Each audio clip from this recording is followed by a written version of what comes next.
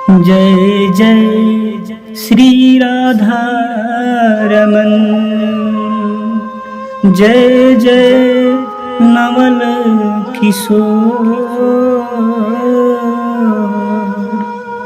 जय गोपी चित चोर प्रभु, जय जय माखन चोर, जय जय माखन चोर।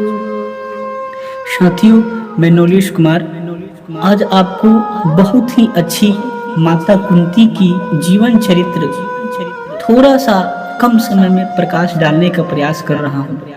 हम सभी विद्यार्थी के लिए अति उत्तम इसमें सीख है। आप भी इसे सुने और परिवार को भी सुनाएं। सभी विद्यार्थी के लिए बहुत ही अच्छा है। हमारे जीवन में ठोकर किस प्रकार आते हैं, किस प्रकार हम उससे सामना करें, ये कहानी बहुत ही अच्छी हमें सिखाती है। एक समय की बात है कि अश्वत्थामा ब्रह्मास्त्र चला दिया। अर्जुन के पुत्र वधु के गर्भ में जो बच्चा था राजा परीक्षित, उसे मारने के लिए माता कुंती ने कहा, इस बच्चे ने उसका क्या बिगाड़ा है? गोविंद, तुम ही बता, इस बच्चे ने उसका क्या बिगाड़ा है? भगवान कृष्ण बोले, बुआ, अश्वत्थामा तेरे कुल को ही नष्ट करना चाहता है, पूरी खत्म करना चाहता है, इसलिए ऐसा किया है। परंतु माता कुंती का जो विश्वास था भगवान कृष्ण पर अटूट था। बोली, कन्हैया, तेरे रहते ऐसा कुछ हो जाता है, बच्चे को दुनिया धिक्कार करेगी। भगवान बोले, बुआ, प्रयास करता हूँ, तेरे सामने हूँ, मैं प्रयास करता हूँ बच्चे को बचाने के लिए। और माता कुंती ने देखा भगवान ने सूक्ष्म रूप बनाया और सूक्ष्म रूप बनाकर अर्जुन के पुत्र वधु के गर्भ में प्रवेश कर गए और सुदर्शन चक्र से उस बच्चे को बचा लिए, उस ब्रह्मास्त्र से जो अश्वत्थामा ने चलाया था। जैसे ही बचाकर बाहर आया उनका सूक्ष्म रूप और मूल रूप में मिल गया आकर, माता कुंती बोली, वाह रे कन्हैया, दुनिया के सामने तू पर्दा डालता है और अंदर ही अंदर सारा काम करता है। चित चोर, माखन चोर, इसीलिए कहा जाता है तू। अभी मैं देख रही हूँ, मेरे सामने तू एक रूप से मेरे सामने बैठा है और दूसरे सूक्ष्म रूप से इस बच्चे को बचा लिया। तुम जगदीश्वर हो कन्हैया, दुनिया के दाता तो तुम ही हो। भले मानव के आंखों पर पर्दा पड़ जाता है, समझ नहीं पाता है, तुम पास ही रहते हो, तुम्हें पहचान नहीं पाते हैं मानव जन। तुम जगदीश्वर हो, तुम भगवान हो कन्हैया। भगवान बोले, बुआ, तुम ये क्या कह रही हो? हम तुम्हारा भतीजा है, वासुदेव का छोटा पुत्र कृष्ण, और तुम मुझे भगवान कह रही हो? युधिष्ठिर से बोले, दादा, बुआ मुझे भगवान कह रही है आज, क्या हो गया इसे? बुआ, मैं तेरा भतीजा हूँ। माता कुंती बोली, गोविंद, तुम दुनिया के नजरों पे पर्दा डाल सकते हो, हमारे नजरों पे नहीं, क्योंकि हम तुम्हें पहचान गए हो।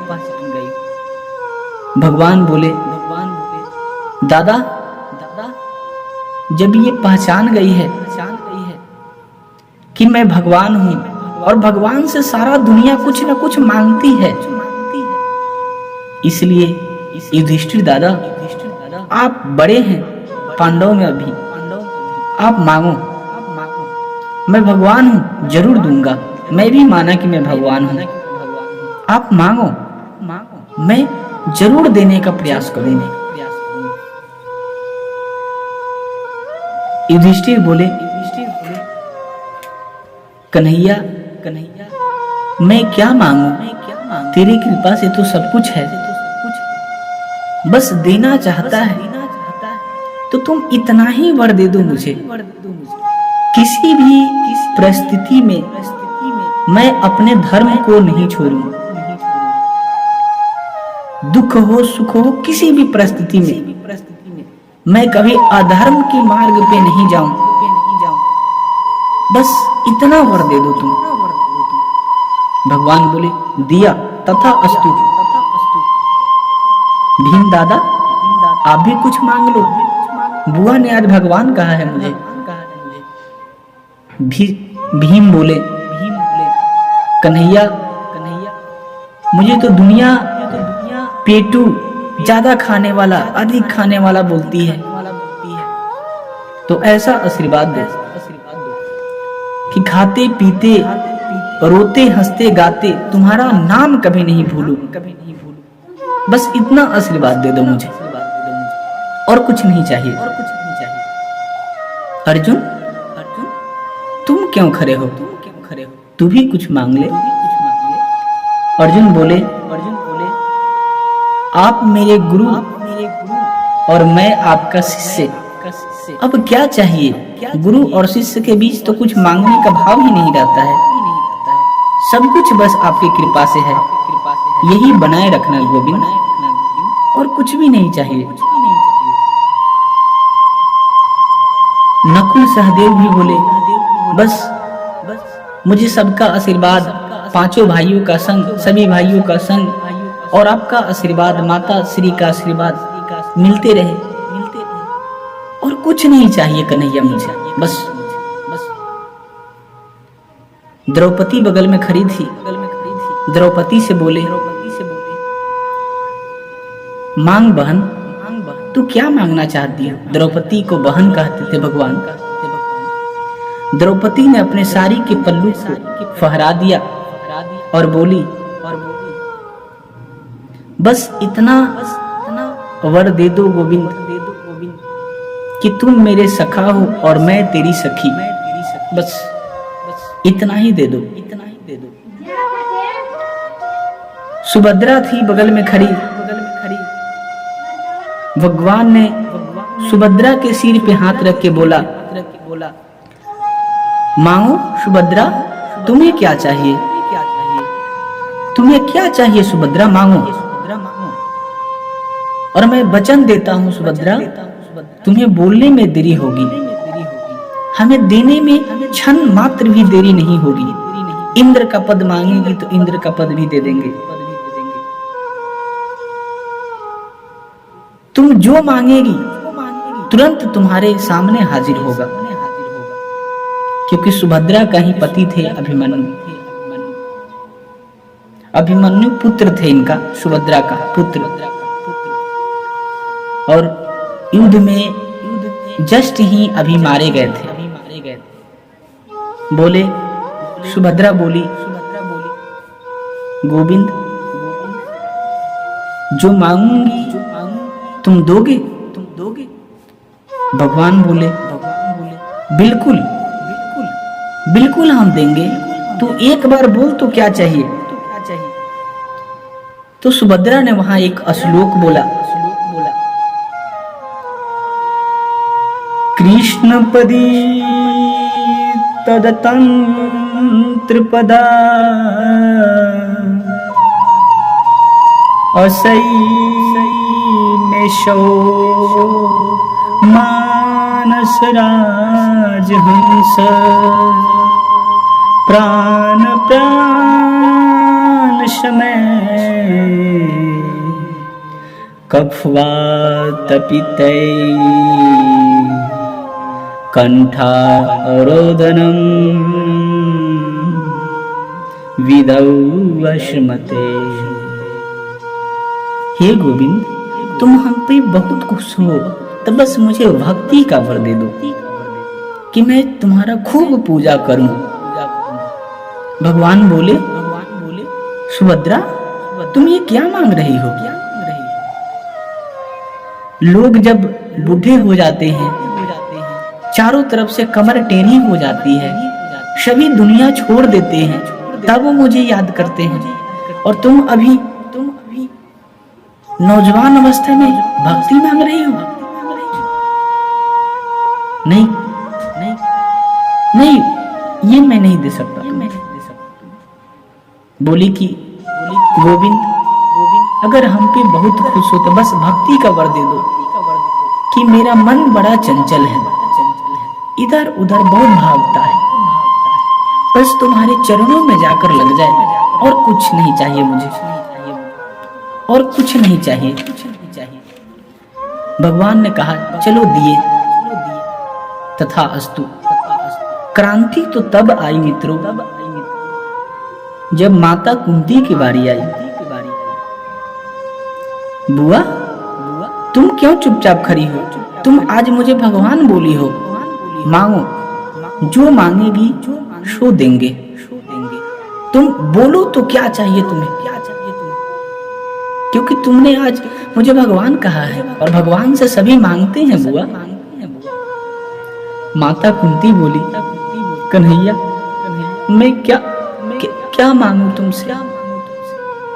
बस इतना वर दे दो कि मेरे जीवन में दुख ही दुख आए, एक दुख जाए दूसरा चलाए, दूसरा जाए तीसरा चलाए, दुख कभी खत्म ही नहीं हो।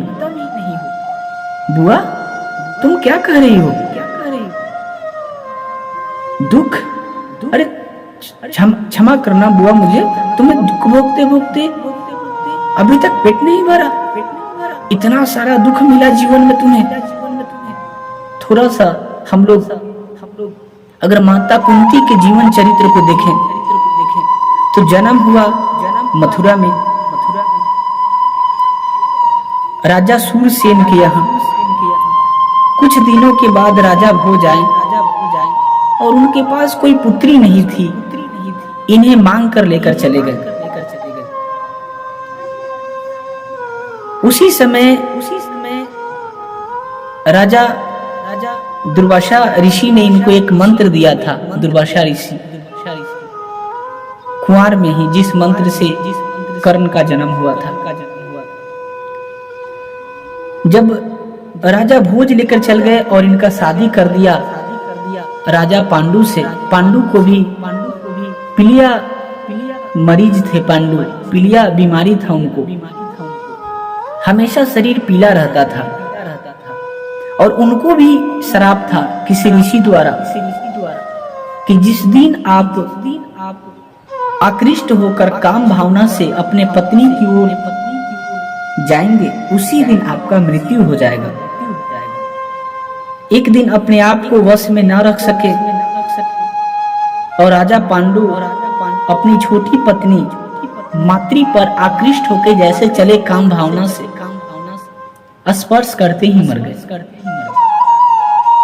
ये तो भला हो दुर्वासा ऋषि का, जिन्होंने मंत्र दिया जिसके कारण 3 पुत्र हुए, और 1 पुत्र शादी से पहले जो कर्ण, और 2 पुत्र मातृ के थे, नकुल और सहदेव। भरी जवानी में तेरे पति मर गए बुआ, और तुम विधवा हो गई। 5 बच्चे का लालन पालन तुम करती आ रही हो अभी तक।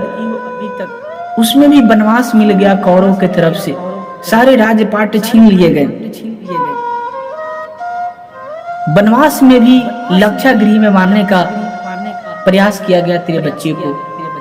हर तीसरे दिन कोई ना कोई व्यक्ति राक्षस पहुंच जाता तेरे बच्चे को मारने के लिए। किसी भी परिस्थिति में तुम विचलित नहीं हुई, और इतना दुख सहने के बाद भी तुम फिर कह रही हो कि दुख चाहिए। ना बुआ, मैं ये नहीं दे सकूंगा, अब मैं तुझे दुख नहीं दे सकूंगा बुआ। अब तो तुम्हें सुख भोगने की बारी आई है। युद्ध में कौरव मारे गए हैं, पांडव युधिष्ठिर राजा बने हैं, तुम महारानी बनी। अब जैसे सुख भोगने का समय आया, तुम बोलती हो हमें दुख चाहिए?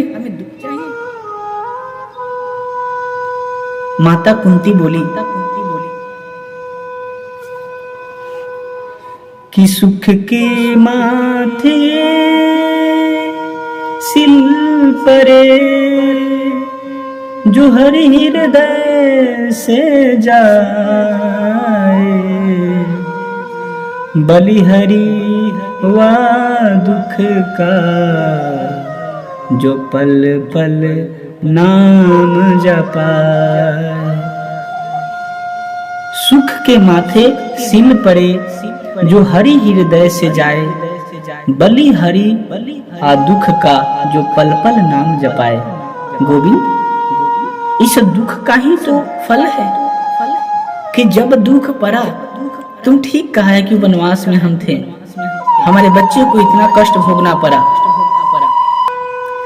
हमारे बच्चे को इतना कष्ट भोगना पड़ा, लेकिन इस दुख के कारण ही तो जब जब दुख पड़ा तब तब तुझे बुलाई और तुम आया और हमें बचाया। अगर दुख नहीं होता तो शायद मैं तुम्हें भूल जाती। इस दुख के कारण ही तो आज तुम यहाँ सामने हो, क्योंकि अभी अश्वत्थामा ने ब्रह्मास्त्र चला दिया था मेरे पुत्र वधु को गर्भ नष्ट करने के लिए। ये दुख के कारण ही तो है कि जो सामने हो तुम।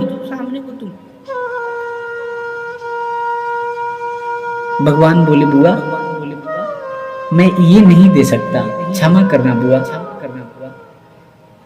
मैं ये नहीं दे सकता।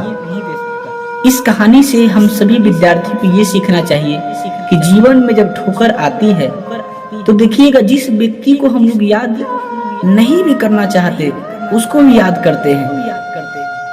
ठोकर नहीं आती है ना तो हम लोग कंफर्ट में बन जाते हैं। जैसे ठोकर आती है हम लोग उसको तोड़ के बाहर निकलते हैं और उसके सामना करने खातिर बनते हैं। इसलिए सभी विद्यार्थी किसी भी जीवन में किसी भी समय में कोई भी कष्ट आए, आप घबराना नहीं। हम अपने आप को भी बता रहे हैं, बस उसका हल खोजना। घबराहट तो होती है लेकिन तसल्ली रखने का वहाँ हम सभी की जरूरत होती है। और माता ने यहाँ दुख मांगने का मतलब ये नहीं कि वो दुख मांग रही है। माता कुंती का मतलब यहाँ ये है कि इस दुख के पराये हो या किसी के पराये भगवान को याद किया जाए। अगर भगवान को आप मानते हैं, इसमें एक छोटा सा मैं आपको गीत सुनाना चाहता हूँ। एक ब्राह्मण है जो पहुंचे हैं जनकपुर में और स्त्री कुछ वहां पूछ रही है उनसे,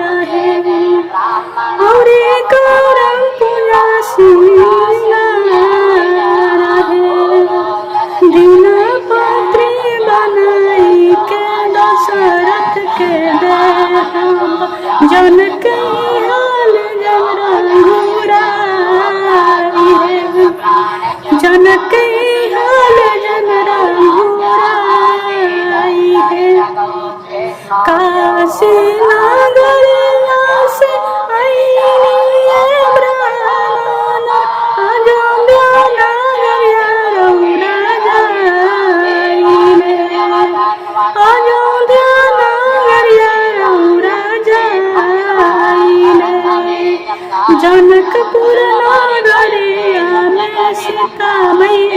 बारी, जनकपुर नगरिया में सीता मैया बारी, अयोध्या में बड़े रघुराई है, अयोध्या में बड़े रघुराई है। थैंक यू दोस्तों, हम आज ये प्रयास किए हैं, ये छोटा सा वीडियो आपके सामने कैसा लगा आप कमेंट करके आप इसे सह परिवार सुन सकते हैं। आपका मैं नवलेश कुमार धन्यवाद करता हूँ।